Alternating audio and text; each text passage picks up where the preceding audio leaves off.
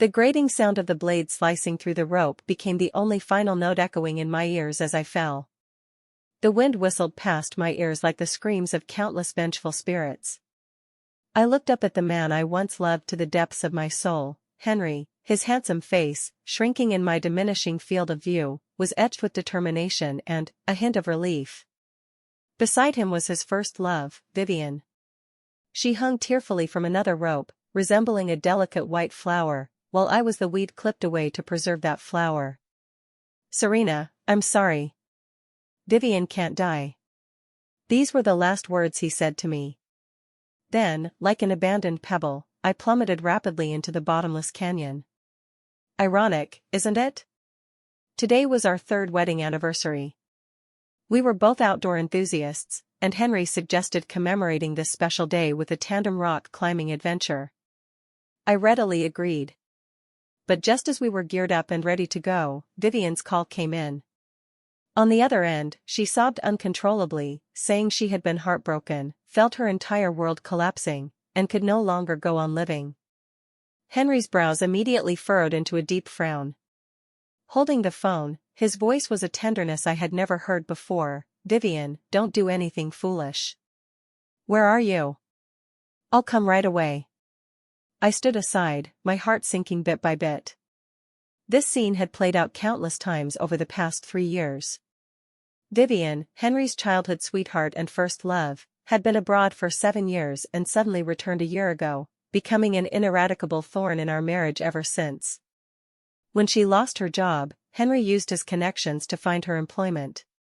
When she fell ill, Henry rushed out at 3 a.m. to deliver medicine to her, leaving me alone in the cold bed. When she argued with her boyfriend, Henry could abandon our family dinner with my parents to accompany her for drinks and consolation. I had not refrained from protesting. But each time, Henry would look at me with those affectionate eyes and say, "Serena, don't overthink it. She and I are just friends, like siblings. She's all alone in City A with no one to rely on, I can't ignore her." His friends, my mother-in-law, everyone advised me, "Serena, be more magnanimous. Vivian is just too naive, Henry is merely kind-hearted. You are his wife." Naive? A woman who could summon a married man at will, chat with him late at night, and constantly require brotherly comfort, could she truly be naive? I sneered inwardly, yet I could only swallow my grievances and anger time and again. Because I loved Henry, loved him enough to blind myself for his sake. This time was no different. Henry hung up the phone and looked at me with a troubled expression. "Serena, Vivian, her emotions are very unstable. I want to bring her along to unwind, perhaps an extreme sport like rock climbing can help her vent." I looked at him, almost laughing in anger. "Henry, today is our wedding anniversary. Moreover, Vivian is a rock climbing novice, taking her to such a dangerous place, are you insane? It's fine, I'm here. I'll protect both of you." He walked over, embracing my shoulders, his tone pleading, "Serena, just this once, okay?" Seeing her like that, I really can't rest easy. Seeing the worry in his eyes, my heart felt as if pricked by a needle. Such an expression, he had never given it to me. In the end, I compromised. I even naively thought that perhaps, in Vivian's presence, Henry would prove with his actions whom he truly loved. Reality, however, delivered the loudest and bloodiest slap to my face. We chose a moderately difficult rock face with stunning scenery. Henry, as the lead climber, was experienced, Vivian and I followed behind. It started smoothly. I deliberately kept my distance from them, unwilling to witness their nauseating sibling affection. Vivian lived up to expectations, whining and feigning weakness all the way. "Henry, I'm scared, my hands have no strength. Henry, this rock is so slippery, I can't climb up." Henry displayed utmost patience, guiding and encouraging her repeatedly, even expending considerable energy to climb up, find her footholds, and come back down. Meanwhile, I followed silently behind like an outsider, the ice in my heart thickening. The accident occurred at 2 p.m. The weather changed abruptly, with strong winds blowing without warning, dislodging several pebbles from above. Vivian screamed, her foot slipped, and she was instantly dangling in midair. Her swing caused Henry, who was on the same belay line, to lose balance as well. And I, positioned below them, was yanked downward by this immense force, crashing hard against the rock wall. In an instant, the three of us were like a string of grasshoppers, suspended in midair solely by a solitary piton on the rock wall and the main rope. Ah, help! Henry, save me! Vivian's cries were piercing, as if tearing through the sky. Don't be afraid. Vivian. Hold on tight. Henry's voice was filled with panic. My forehead was gashed, blood flowing down my cheeks and blurring my eyes. Enduring the intense pain, I looked up. The situation was worse than I imagined. The sole piton, under the pull of three people's weight, showed signs of loosening, with surrounding rock cracks widening. It wouldn't hold much longer. Henry! Listen to me. I shouted with all my strength, trying to calm him. Listen, you need to adjust your center of gravity immediately, slowly shift your and Vivian's weight to the auxiliary rope on the other side, then use the ascender. My words were cut off by Henry. Serena! Stop talking. I can't do it. His voice trembled with despair. The piton is about to fall. We'll all die. We won't. Trust me. We still have a chance.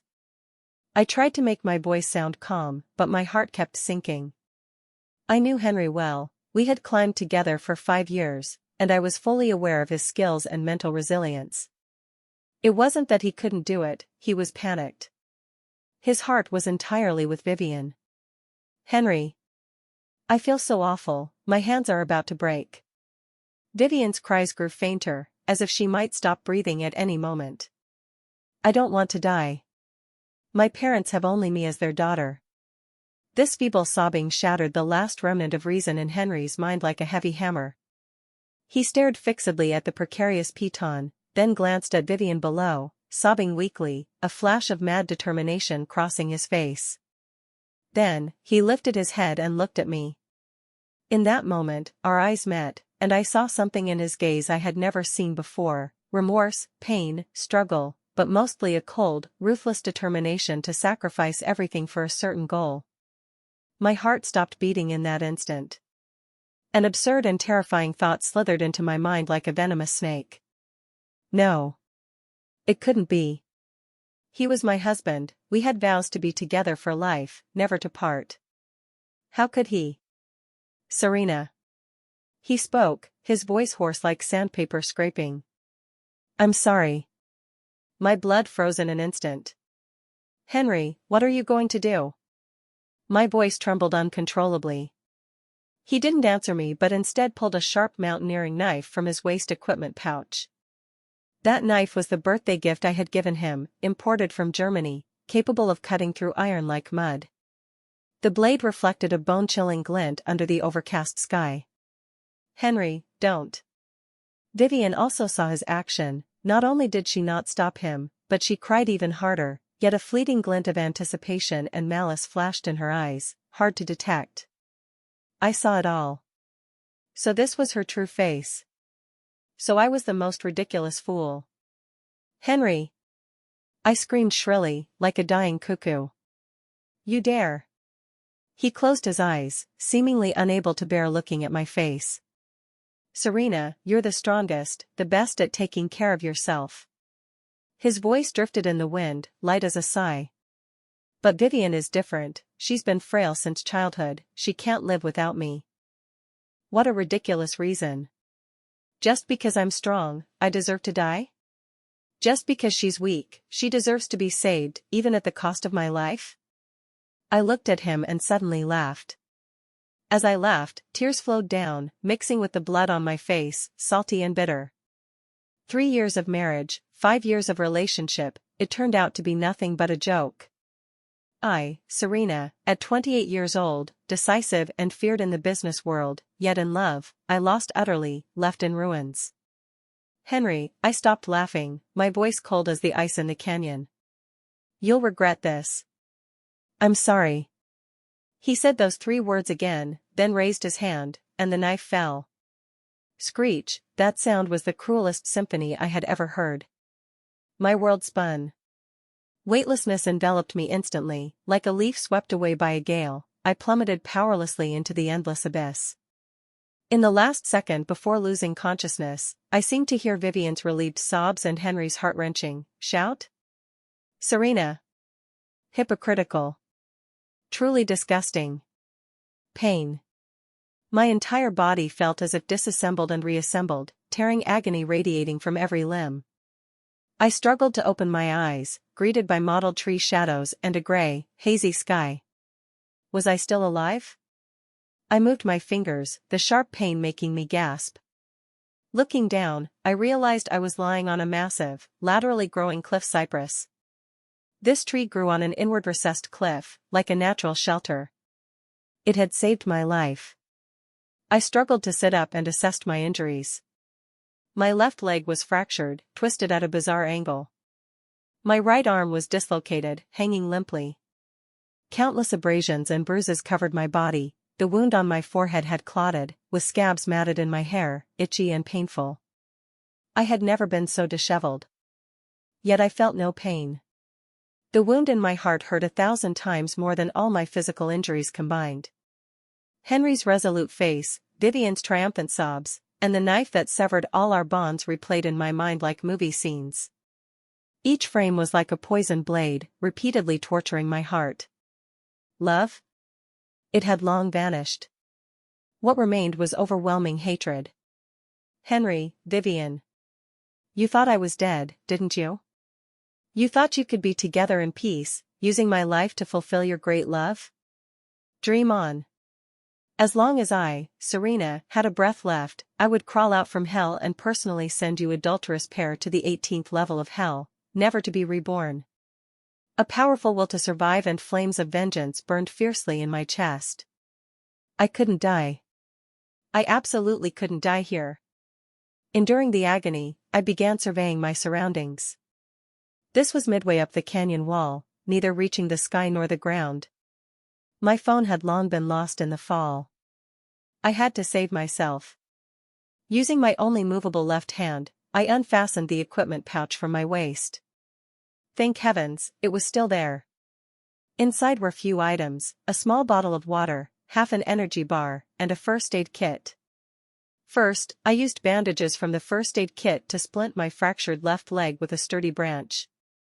Then, gritting my teeth, I rammed my body against the rock wall to forcibly relocate my dislocated right arm. With a crack, the intense pain blackened my vision, nearly causing me to faint. Cold sweat instantly soaked my back. I gasped heavily until the dizziness subsided. Then, I took out the half-energy bar and ate it in small bites. I had to conserve my strength.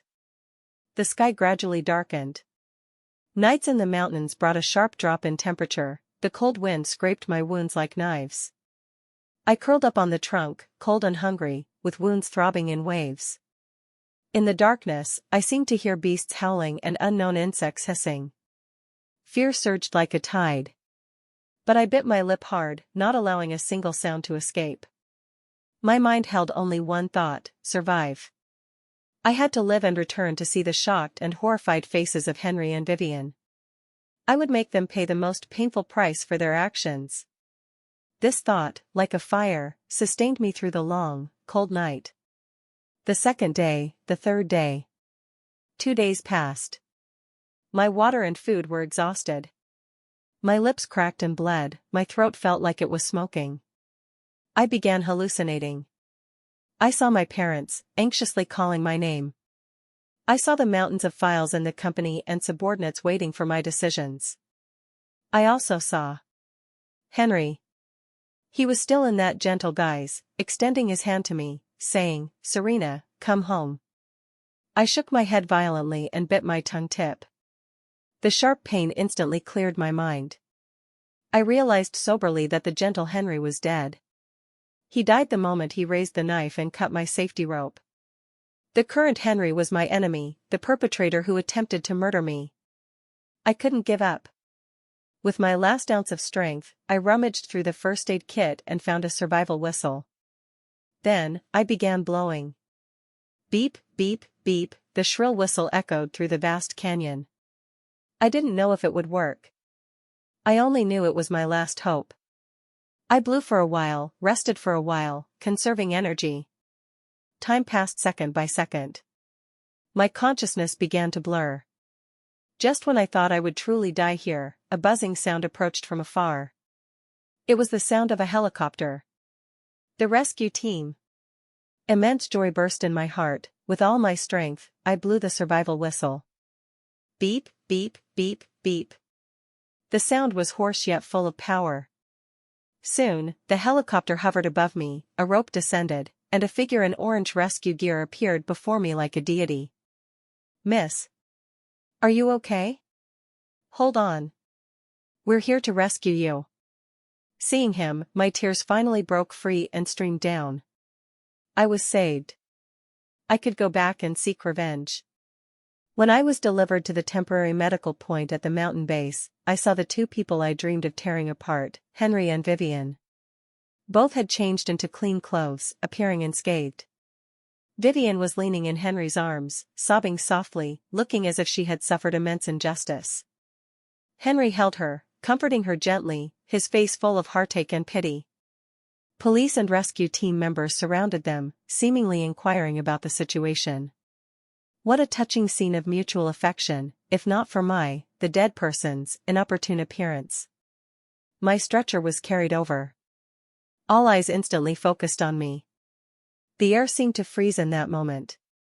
I saw Henry's gentle and pitying expression instantly turn to utmost shock and fear. His pupils contracted sharply, his mouth agape wide enough to fit an egg, as if seeing a ghost in broad daylight. And Vivian in his arms was even more pale with fright. Her pitiful face instantly drained of color, pallid as paper, her eyes filled with disbelief and malice. Yes, malice. She hated that I hadn't died. Seeing their spectacular expressions, I suddenly felt my wounds hurt less. Facing them, I slowly pulled a cold smile. Husband, seeing me alive, isn't it quite disappointing? My voice wasn't loud, yet it exploded like thunder in the silent crowd. Serena? Henry finally regained his voice, trembling as he pushed Vivian away and stumbled toward me. You're not dead? That's great. You're really not dead. He lunged to my stretcher side, trying to grasp my hand, forcing an ecstatic expression, tears even welling in his eyes. Thank heavens. I knew you had good fortune. Serena, you scared me to death. I thought I'd never see you again. His acting was so superb it was nauseating. If I hadn't personally experienced that hellish fall and 2 days and nights of desperate waiting, I might almost have been fooled by his affectionate demeanor. I raised my only movable left hand, avoiding his touch. Don't touch me. My voice was ice cold. I find it filthy. Henry's movement froze, his expression solidified. Serena, what are you saying? I said, don't touch me with that hand that held the knife and killed me. I stated clearly, word by word. I find it disgusting. My words made everyone around gasp. All eyes shuttled between Henry and me with inquiry and doubt. A police officer approached, asking gravely, Madam, what do you mean by what you just said? What do you mean by killed you? I ignored the officer, my eyes remained fixed on Henry throughout. I wanted to see how he would quibble. Henry's face had turned from pale to ashen. Panic flashed in his eyes, quickly replaced by a heartbroken expression. Serena. How can you say that? I know you're injured and resentful, but how can you slander me like this? He turned to the police, explaining sorrowfully, Officers, don't listen to her nonsense. The situation was extremely critical, the piton loosened, and all 3 of us were hanging there. Suddenly a gust of wind came, and Serena, she didn't step steadily and slipped off. I wanted to save her then, but it was too late. As he spoke, he closed his eyes in pain, 2 streams of tears flowing aptly. It's my fault. I couldn't protect her. It's all my mistake. If possible, I wish it had been me who fell.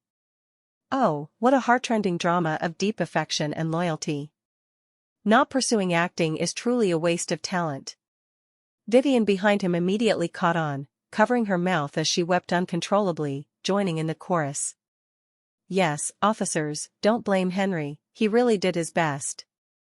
When sister-in-law fell, Henry completely broke down, crying like a child, even wanting to jump down with me to accompany her.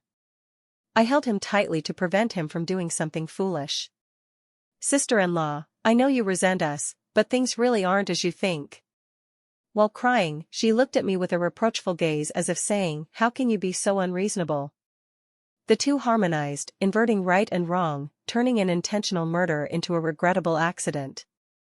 The surrounding people's gazes toward me began to change oddly. Yes, a woman who just survived a life-or-death ordeal, emotionally agitated and rambling, seemed excusable. And her husband, though guilty of failing to save his wife, was also a pitiable victim, grief-stricken. If I were a bystander, I might believe their story. Unfortunately, I wasn't. Watching their strenuous performance, a cold laugh nearly escaped my lips. Is that so? I spoke softly, interrupting their act. Slipped and fell? Slowly, I pulled something from my jacket pocket. It was what I subconsciously clutched tightly during the fall, the severed end of my safety rope. I held it up before Henry, displaying it to everyone. Henry, tell me, what kind of slip could make a professional climbing dynamic rope, 10.5 millimeters in diameter, capable of withstanding over 2 tons of tension, break so neatly? The rope's cut was smooth as a mirror. It was the mark of a sharp blade severing it in one stroke.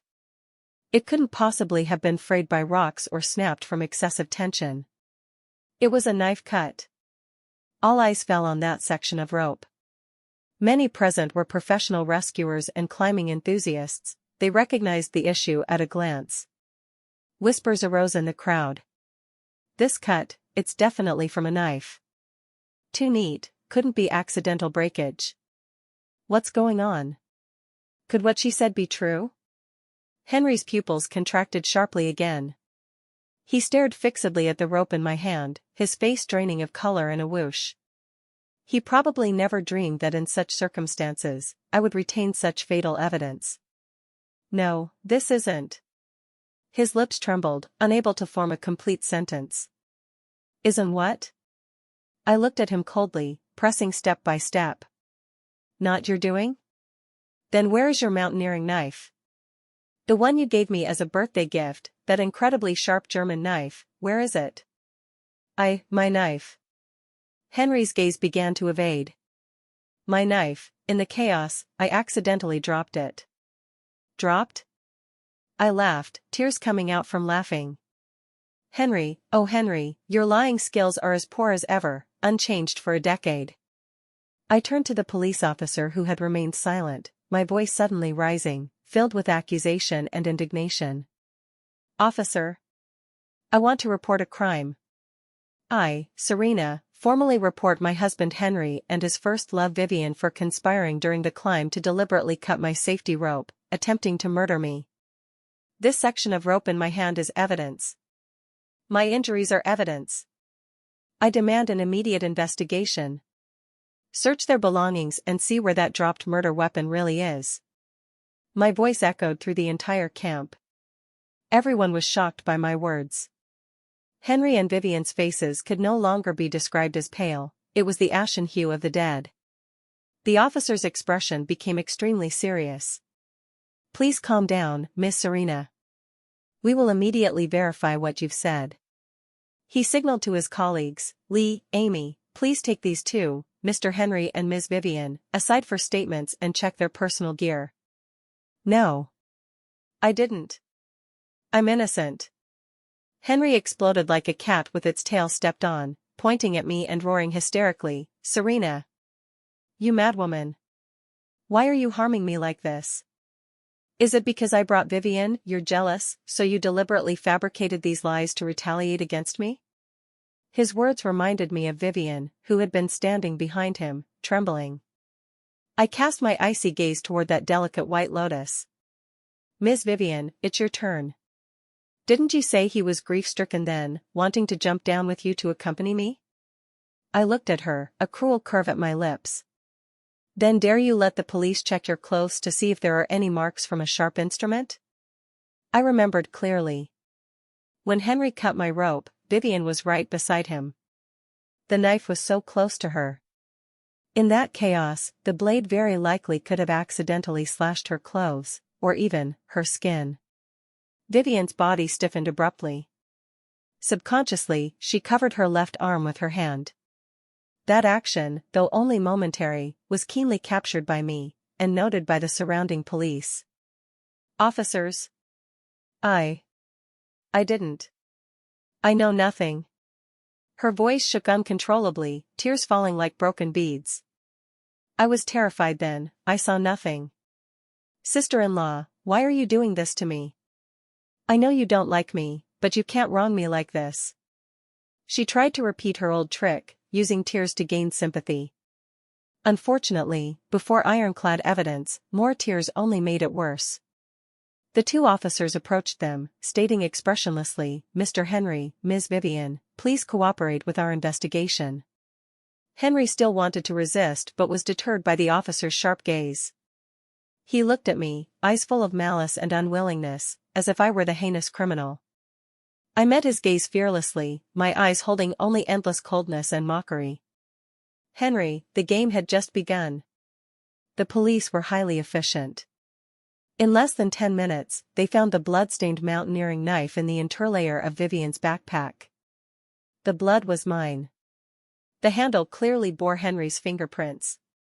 Simultaneously, the forensic examiner found a slash from a sharp instrument on Vivian's left arm jacket.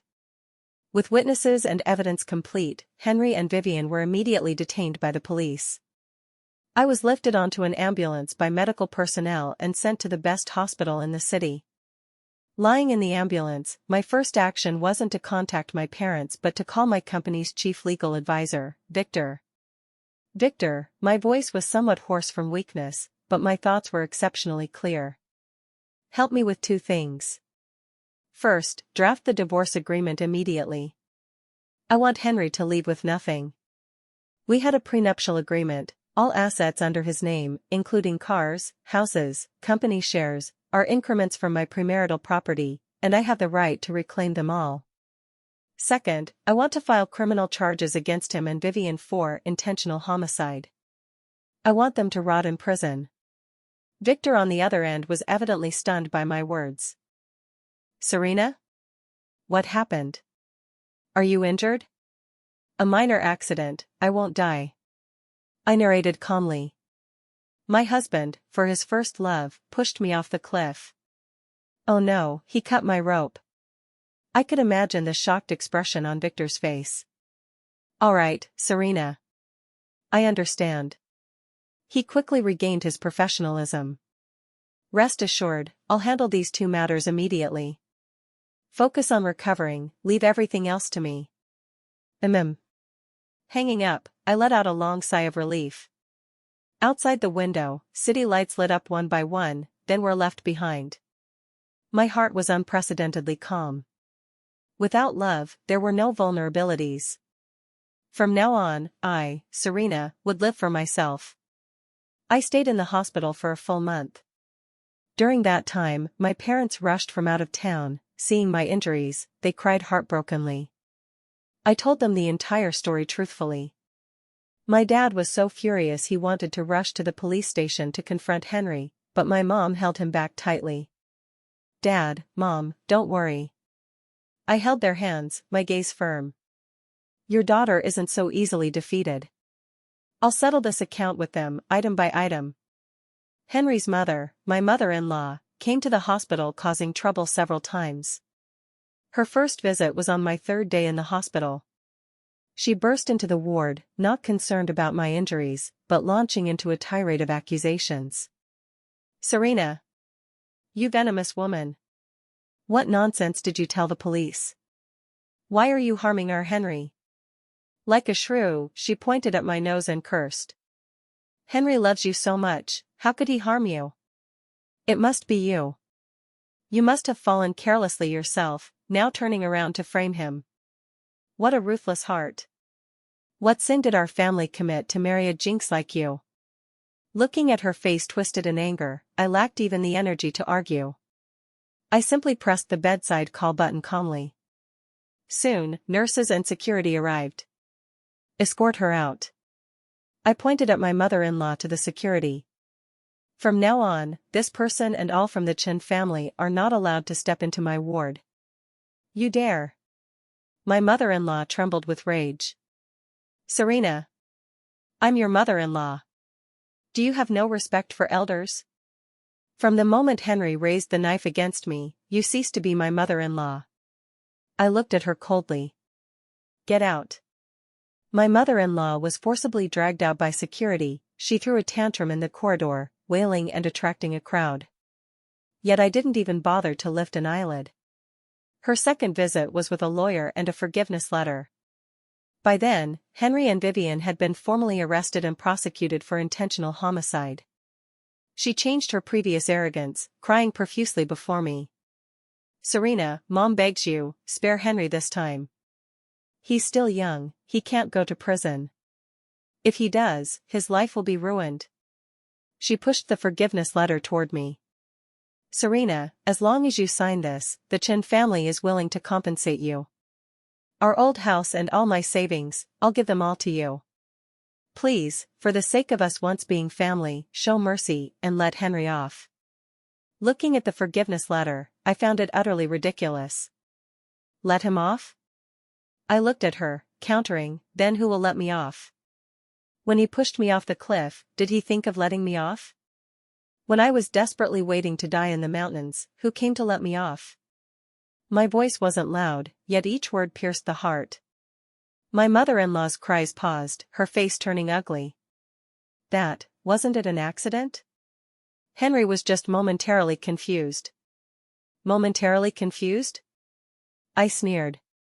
Killing one's wedded wife to save a first love, this is momentarily confused? In your eyes, your son's future is more important than my life, right? My mother-in-law was rendered speechless by my question.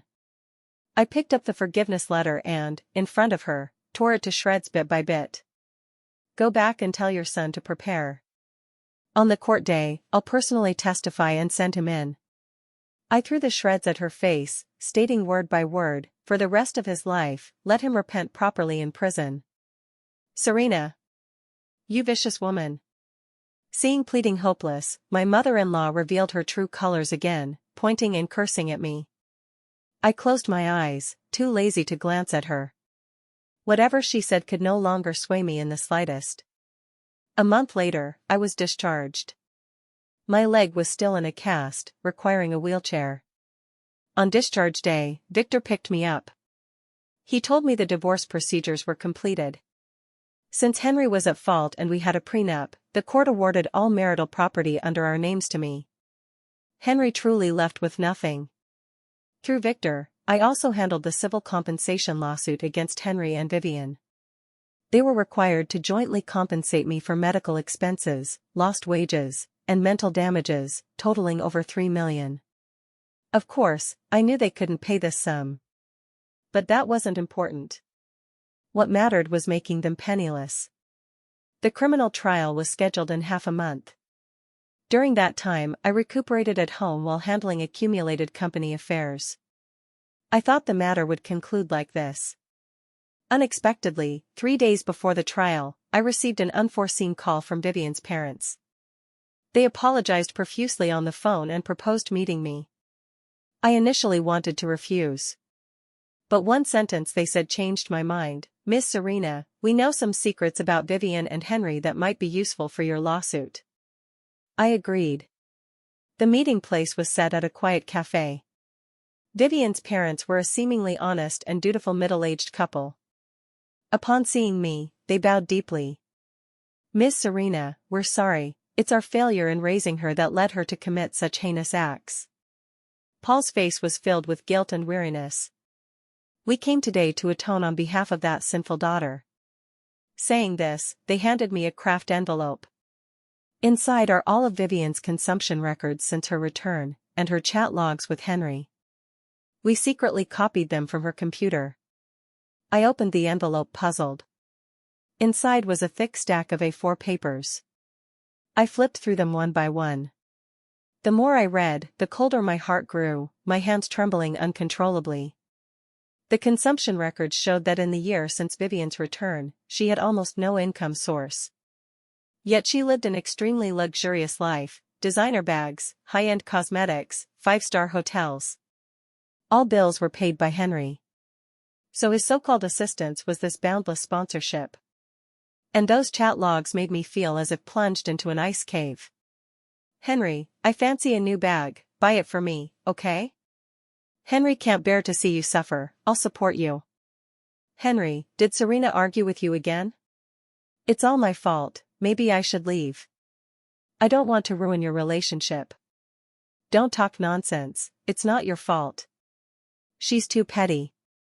Vivian, rest assured, in my heart, no one is more important than you. Henry, does this count as betraying Serena? No. The one I love is you, from beginning to end, only you. Marrying her was just a business marriage, for my family's business. Business marriage? Looking at those words, I trembled with rage, nearly crumpling the paper. Henry and I were college classmates. We loved for 2 years, he cared for me tenderly. After graduation, he proposed, and I thought we were a match made in heaven. Our family was wealthier than theirs, and my company, with my father's help, had given Henry's family many projects. But I never imagined that in his heart, our marriage was just a transaction? And I was merely the woman he had to marry for business? How ridiculous! How cruel! Miss Serena, don't be angry. Helen looked at my ashen face and spoke cautiously. Actually, Vivian, this time she returned, wanted to snatch Henry back. She felt you took everything that should have been hers. So she designed all this? I lifted my head, eyes bloodshot. Yes. Paul nodded painfully. The climbing was her idea. She said to create an accident to make you disappear forever. She said, as long as you died, Henry would be hers completely. And Henry, I asked through gritted teeth, he agreed? He initially disagreed. Helen sighed. But Vivian, she told Henry she was pregnant, and the child was his. Boom, something exploded in my head. Pregnant? Vivian was pregnant with Henry's child? Of course, it was fake. Paul explained immediately. She lied to Henry. She calculated that Henry felt guilty toward her and wanted a child, so she used this lie to force him. So that's it. This was the final straw that broke Henry. A woman he had loved deeply for years, now pregnant with his child. And I, the business marriage wife, naturally became the expendable obstacle to sacrifice. I understood. I understood everything. I put away the documents and nodded to Vivian's parents. Thank you. These are very important to me. We should thank you. Thank you for not giving up on life and exposing their crimes. Paul stood and bowed again. Miss Serena, we have only one request. Let the law judge as it should, we have no objections. We only ask to see her one last time before her sentencing. Their faces showed the deepest sorrow of parents. I was silent for a moment, then said, I'll convey your request to the judge. Half a month later, in court. I sat in the plaintiff's seat, coldly watching the adulterous pair in the defendant's seat. After many days, they both looked much more haggard. Henry's face was covered in stubble, his eyes dull. Vivian was emaciated, no longer the pitiable figure she once was. Seeing me, their eyes filled with hatred and fear. The trial proceeded without drama. With complete evidence and witnesses, their defense lawyer had almost no ground to argue. Henry insisted it was negligent homicide, claiming he only intended to cut the rope to reduce the load on the piton, not expecting me to fall. Vivian absolved herself completely, saying she knew and saw nothing. Truly laughable. When it was our lawyer's turn, Victor presented the evidence I obtained from Vivian's parents one by one to the judge and jury.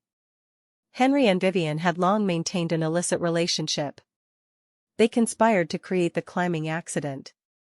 Vivian even used a fake pregnancy lie to coerce and catalyze Henry's murderous intent. Each piece of evidence hammered their lies to pieces. Upon seeing the chat logs, Henry completely broke down. He stared fixedly at Vivian, eyes bloodshot with disbelief. "You lied to me? You weren't pregnant at all? You've been deceiving me all along?" Vivian trembled under his gaze, unable to speak. "I did it for you, for you."